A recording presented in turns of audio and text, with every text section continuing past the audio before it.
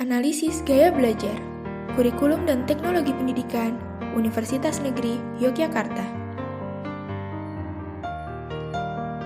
Saya, Faiha Ulaya Nur Azizah dengan nomor induk mahasiswa 19105241023, Teknologi Pendidikan A, semester 2. Dibimbing oleh Ibu Novi Trilisiana Magister Pendidikan, selaku dosen mata kuliah perkembangan dan karakteristik peserta belajar. Yang pertama, apa itu gaya belajar? Adapun pengertian gaya belajar menurut para ahli. Yang pertama, menurut Fleming dan Mills, gaya belajar diartikan sebagai kecenderungan siswa untuk mengadaptasi strategi tertentu dalam belajarnya, sebagai bentuk tanggung jawabnya untuk mendapatkan satu pendekatan belajar yang sesuai dengan tuntutan belajar. Selanjutnya, menurut Drummond, gaya belajar adalah cara belajar atau kondisi belajar yang disukai oleh pembelajar. Dan yang terakhir, menurut Giff, gaya belajar adalah cara seseorang dalam menerima, berinteraksi, dan memandang lingkungannya. Lalu, apa saja sih macam-macam gaya belajar?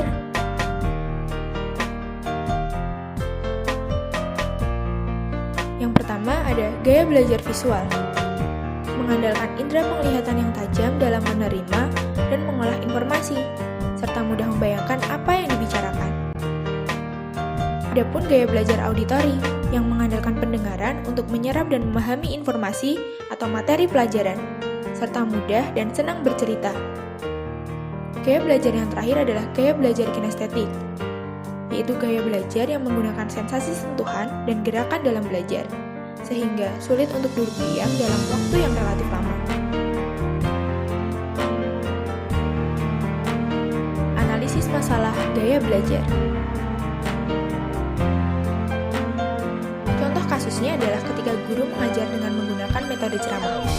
Peserta didik yang memiliki gaya belajar auditori tentu akan sangat terfasilitasi karena sesuai dengan gaya belajar mereka. Sebaliknya, peserta didik dengan gaya belajar visual akan kesulitan dalam menerima pelajaran yang disampaikan oleh guru. Hal tersebut dapat menyebabkan peserta didik dengan gaya belajar visual merasa bosan, kehilangan motivasi dan semangat belajar, dan pada akhirnya mendapat hasil belajar yang kurang maksimal. Lalu, mengapa fenomena tersebut dapat terjadi? Yang pertama, dikarenakan kurangnya pemahaman guru terhadap kondisi peserta didik.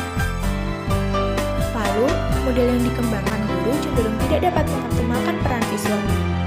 Tidak hanya itu, kurang perhatiannya guru terhadap gaya belajar siswa juga mempengaruhinya. Kemudian, peserta didik tidak secara maksimal dalam menerima pelajaran. Dan yang terakhir, kurang maksimalnya hasil belajar siswa. Bagaimana cara mengatasi masalah tersebut?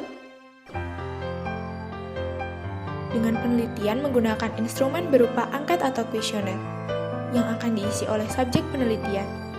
Angket atau kuesioner berisi sejumlah pertanyaan tertulis yang digunakan untuk memperoleh informasi dari subjek penelitian terkait beberapa karakteristik gaya belajarnya.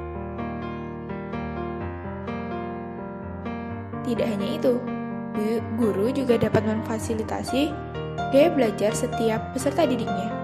Untuk gaya belajar visual, guru dapat menjelaskan materi dengan menampilkan sebuah gambar yang berkaitan dengan materi. Untuk peserta didik yang memiliki gaya belajar auditori, guru dapat menjelaskan dengan metode ceramah. Sedangkan untuk gaya belajar kinestetik, guru dapat mengajak siswa terjun langsung untuk melakukan observasi. Lalu, bagaimana inovasi belajar yang dapat diciptakan? Yang pertama, untuk gaya belajar visual. Guru dapat menggunakan materi visual seperti gambar-gambar, diagram, dan peta. Guru juga dapat menggunakan warna untuk menandai hal-hal penting. Dan siswa dirangsang untuk membaca buku-buku berilustrasi dan menggunakan multimedia.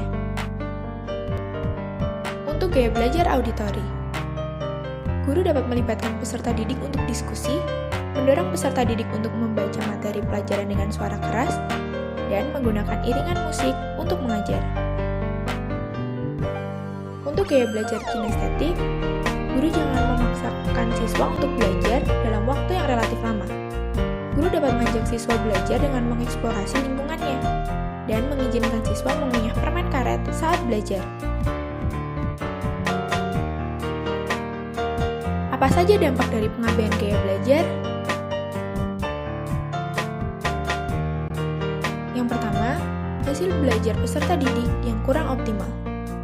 Peserta didik menjadi bosan saat proses pembelajaran. Lalu, peserta didik kesulitan dalam menerima dan mengolah materi pelajaran, serta berkurangnya motivasi belajar peserta didik. Dapat disimpulkan bahwa gaya belajar dapat diartikan sebagai cara belajar atau kondisi belajar yang disukai oleh pembelajar dan bermanfaat dalam proses belajar, yaitu dapat meningkatkan kinerja siswa, meningkatkan motivasi belajarnya, memperkaya pengalaman belajar, dan memperkaya pengalaman dalam setiap aspek kehidupan siswa.